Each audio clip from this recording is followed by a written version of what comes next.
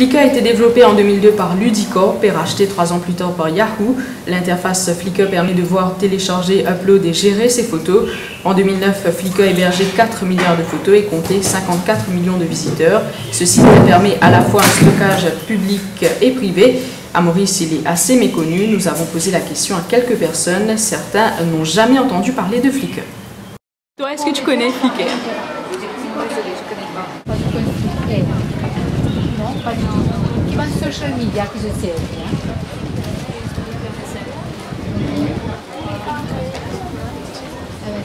Et je n'ai pas de photos que j'ai envie de download, où je travaille par exemple à l'université. Qui je fais? C'est Google, qui était Flickr. Tu as une idée de ce que c'est ça? Jamais entendu parler? Et si tu n'as pas de photos qui te bien download, que tu allais? C'est des sites de Google. D'autres sont des utilisateurs irréguliers. Est-ce que tu connais ce qu'est Flickr? Oui, je connais. Et je me sers de ça assez souvent. Parce que je me connecte sur Flickr pour télécharger mes photos, surtout mes dissertations en ce moment. Je travaille dessus. Et pour les wet markets et tout, parce que les photos sont... Il y a une très grande variété de photos sur Flickr.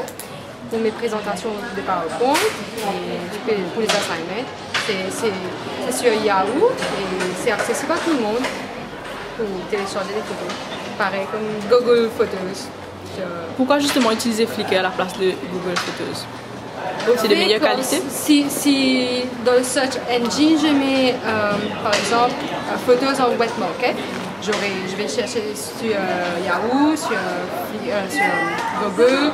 Je vais essayer d'avoir le maximum de photos pour pouvoir sélectionner et ensuite prendre les meilleurs. Flickr, c'est l'un des sites que je me sers assez souvent pour avoir des photos. On peut télécharger gratuitement. C'est là où on a juste à sélectionner, prendre et copy-paste sur notre file. Est-ce que tu connais Flickr? Pas comme un user, mais plutôt comme un visiteur. D'accord. Je suis côté avant de jouer, de prévoir. Je crée un account, je garde, upload des photos, ça là. Et pas de jouer avec la qualité. Sinon, dès qu'on va un visiteur. Bien d'écoute, mais c'est une interface assez correcte. Upload bonne photo. Pas vraiment servi en détail pour connaître. Est-ce que vous-même, vous avez un user, un account? Non, pas un account, mais on a une bonne photo, management qui est toujours. Les autres alternatives à Flickr qu'ils connaissent? Tinypic.com, ImageShark.us. Et ça, les plus intéressants que Flickr? Enfin, les plus populaires pour ça, beaucoup de services. Nous avons rencontré 2 utilisateurs intensifs, plus que de simples amateurs. Ils contribuent régulièrement à Flickr leurs impressions. Flickr, il y a pas mal de sites en ligne qui permettent de mettre des photos. L'avantage que j'ai vu avec Flickr, c'est qu'elle permet de garder des images de haute résolution sur le site et d'avoir accès à ces images de haute résolution à travers votre compte quand vous accédez à l'image uploadée. La plupart des autres sites, ils font des réductions au niveau de l'image et vous avez accès à l'image réduite au final. On peut dire que c'est une banque de données de vos propres images? Ça permet... C'est une banque de données, oui et non. C'est une banque de données d'images pour l'utilisateur s'il a un compte payant. S'il a un compte gratuit, il va avoir accès à un nombre limité d'images. Toutes ces images sont sauvegardées, mais il aura accès qu'à un nombre limité. Donc pour avoir accès à toutes les images, il doit payer, il va acheter un abonnement d'1 mois, 3 mois ou 1 an. C'est un désavantage, ça? C'est un des avantages, effectivement, je sais qu'il faudra payer une certaine somme pour avoir accès à ça.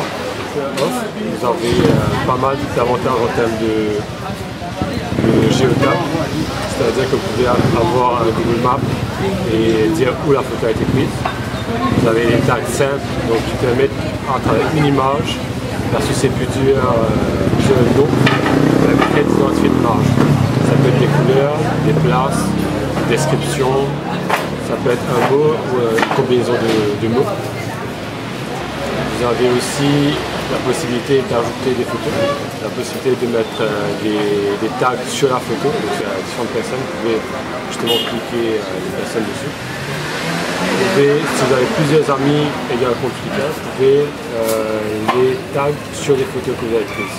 Un peu style, il y a Facebook, qui permet justement si vous avez des amis, les tags des amis sur les photos.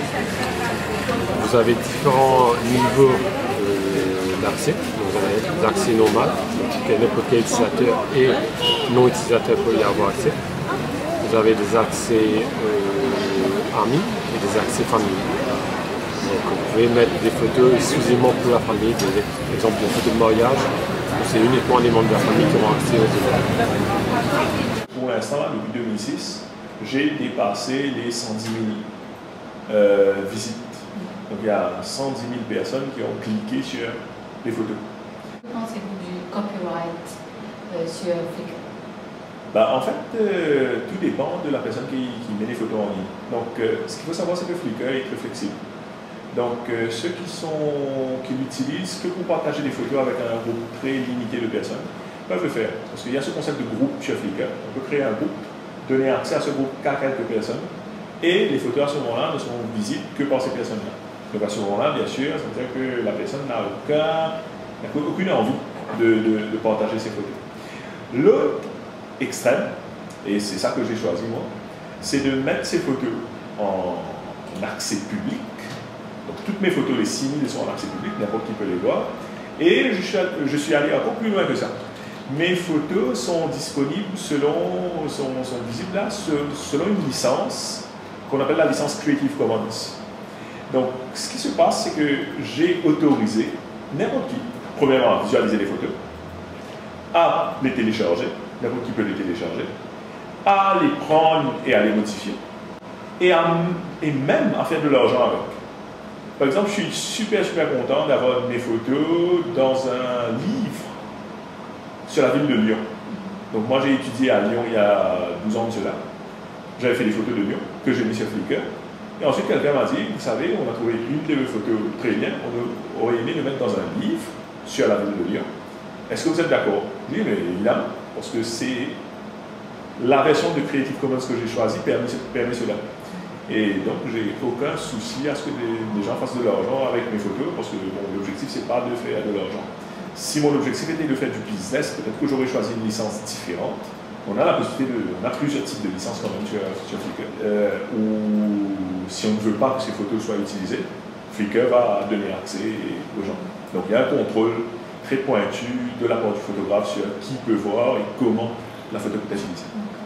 Vous avez dit que vous êtes utilisateur depuis 2006.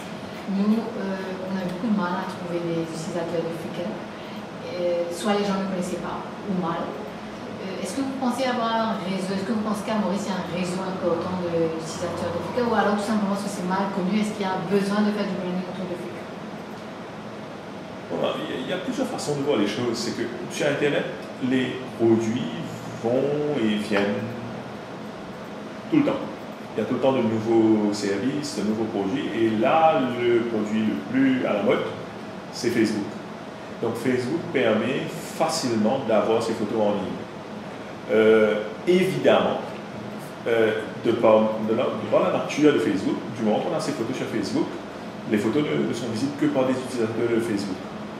Donc si dans votre groupe d'amis, tous vos amis sont sur Facebook, par exemple, à ce moment-là, c'est quand même bien plus facile d'avoir les photos directement sur Facebook. Par contre, si, comme c'était mon cas en 2006, Facebook était encore assez balbutiement, là, donc c'était tout récent. À l'époque, en 2006, il n'y avait pas grand-chose comme service. Et donc, lorsque j'ai commencé en 2006, Flickr était très bien. En 2010, c'est encore mieux.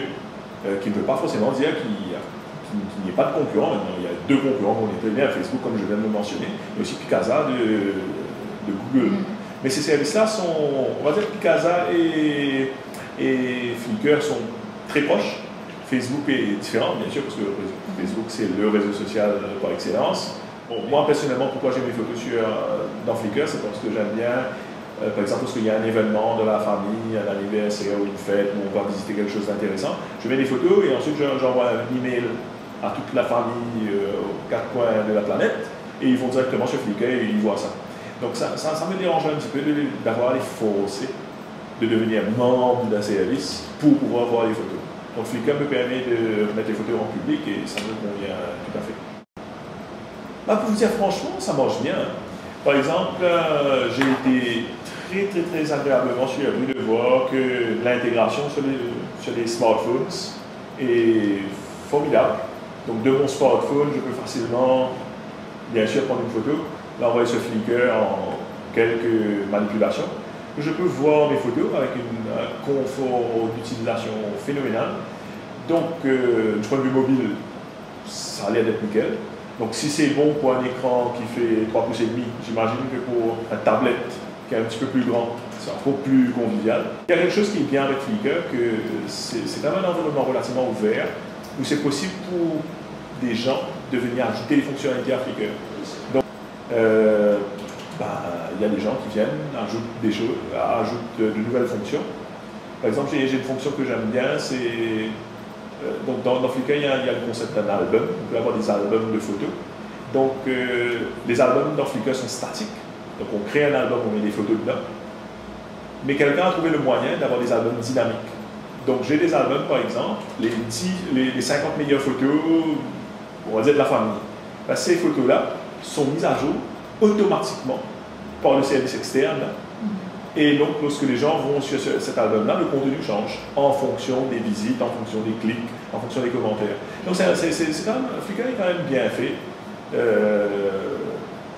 Et donc, il n'y a pas grand-chose à améliorer.